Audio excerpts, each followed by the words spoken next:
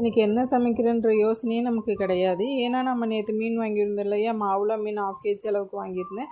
அதை shallow fry தான் பண்ணியிருந்தேன். இன்றைக்கி மீன் குழம்பு வைக்கல. ஏன் அப்படின்னா, நேற்று ஒரு வாரத்துக்கு ஆகும் போல் அந்தளவுக்கு வெண்டைக்காய் புளிக்குழம்பு வச்சுட்டேன். சரி என்ன பண்ணேன், இன்றைக்கி ஒரு நாளாவது அட்ஜஸ்ட் பண்ணி சாப்பிடணும்னு சொல்லிட்டு வெண்டைக்காய் புளிக்குழம்பு வச்சாச்சு.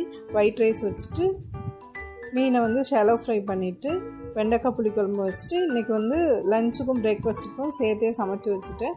அப்புறம் மீன் வந்தது. சரி நாளைக்காக இன்றைக்கி மீன் வாங்கி வைப்போம் அப்படின்னு சொல்லிட்டு இன்றைக்கி சுவாரை மீன் தான் வந்தது. சுவாரை மீன் கொஞ்சம் சின்ன சைஸில் தான் இருந்தது. 1/2 kg 100 rupeesக்கு வாங்கியிருந்தேன். அப்புறம் பக்கத்தில் உள்ள ஊடகம் மீன் தான் வாங்கியிருந்தேன். நல்லா கொஞ்சம் பெரிய அளவுலேயே இருந்தது. 1/2 kg 80 ரூபா அப்படின்னு சொல்லிட்டு சொன்னாங்க. இங்கே நிறைய வெரைட்டி மீன் சொல்லுவாங்க, நிறைய பேரில் சொல்லுவாங்க. பட் எந்த மீன் நல்லாயிருக்கும், எந்த மீன் பொரிக்க டேஸ்ட்டாக இருக்கும் அப்படின்னு சொல்லிட்டு எனக்கு ஒன்றும் தெரியாது. மாமியார் சொல்கிறபடி வாங்குவேன், இல்லைனா மீன்காரர் கொடுக்குற மாதிரியே நானும் வாங்கிடுவேன். அவங்கக்கிட்ட கேட்டு தான் நான் மீன் வாங்குவேன்.